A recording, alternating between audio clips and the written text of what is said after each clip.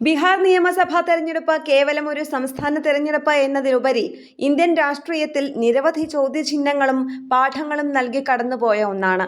ചരിത്രപരമായ ഭരണമാറ്റം പതിവാക്കിയിരുന്ന ബീഹാറിൽ ഉയർന്ന വോട്ടിംഗ് ശതമാനത്തിലും നാഷണൽ ഡെമോക്രാറ്റിക് അലയൻസ് ഭരണ തുടർച്ച നേടിയത് പ്രതിപക്ഷത്തേക്കാൾ NDAയുടെ തന്ത്രപരമായ മികവിനെ എടുത്തു കാണിക്കുന്നു. ബീഹാറിൽ വലിയ വോട്ടുകൊള്ള നടന്നിരുന്നുവെന്ന് രാഹുൽ ഗാന്ധി തെളിവുകൾ ഉൾപ്പെടെ നിരത്തിയെങ്കിലും തിരഞ്ഞെടുപ്പിൽ അതൊന്നും മുഖവിലക്കെടുക്കപ്പെട്ടില്ല എന്ന് വേണം കരുതാൻ.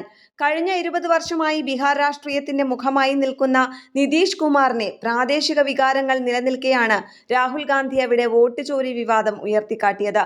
തുല്യശക്തികളായ രണ്ട് പ്രധാന പാർട്ടികൾ സീറ്റ് തർക്കങ്ങളോ പടലപ്പിണക്കങ്ങളോ ഇല്ലാതെ ഒറ്റക്കെട്ടായി തിരഞ്ഞെടുപ്പിനെ നേരിട്ടു.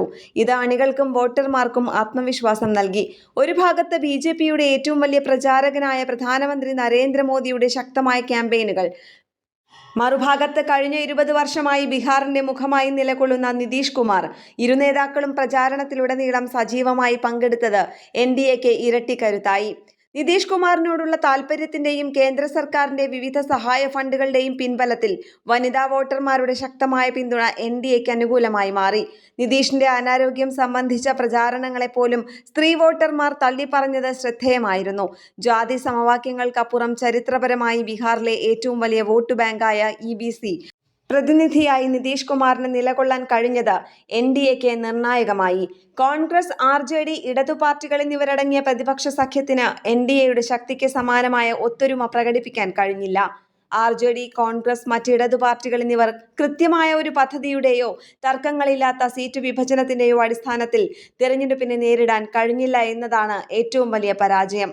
ഏകദേശം 11ഓളം സീറ്റുകളിൽ നടന്ന സൗഹൃദ മത്സരങ്ങൾ സഖ്യത്തിനുള്ളിലെ കെട്ടുറപ്പില്ലായ്മ തുറന്നു കാട്ടുന്നതായിരുന്നു. തേജസ്വി യാദവിനെ മുഖ്യമന്ത്രി സ്ഥാനാർത്ഥിയായി പ്രഖ്യാപിക്കാൻ പോലും സഖ്യകക്ഷികൾക്ക് സമയമെടുക്കേണ്ടി വന്നു.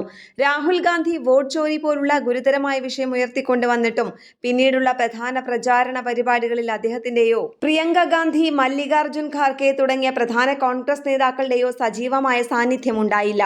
NDAയുടെ നേതാക്കൾ പ്രചാരണത്തിലുടനീളം സജീവമായി നിലകൊണ്ടപ്പോൾ കോൺഗ്രസ് നേതൃത്വത്തിന്റെ പിന്മാറ്റം സഖ്യത്തിന് തിരിച്ചടിയായി.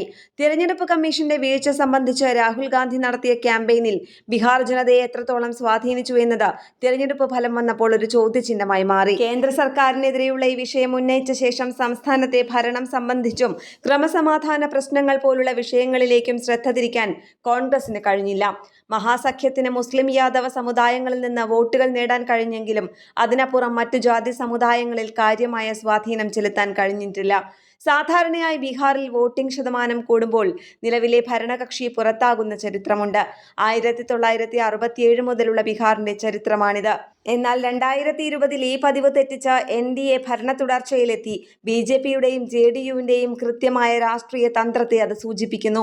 NDAയുടെയും ഒറ്റക്കെട്ടായുള്ള ക്യാമ്പയിനെയും ജനപിന്തുണയെയും അതിജീവിക്കാൻ ആവശ്യമായ ബഹുതല ക്യാമ്പയിൻ കാഴ്ചവെക്കാൻ രാഹുൽ ഗാന്ധിക്കും കോൺഗ്രസ് പാർട്ടിക്കും സഖ്യകക്ഷികൾക്കും സാധിച്ചില്ല എന്നതാണ് ഈ തെരഞ്ഞെടുപ്പ് ഫലം നൽകുന്ന പ്രധാന പാഠം. കേരള പ്രണാമം. ചിന്താശകലങ്ങൾ.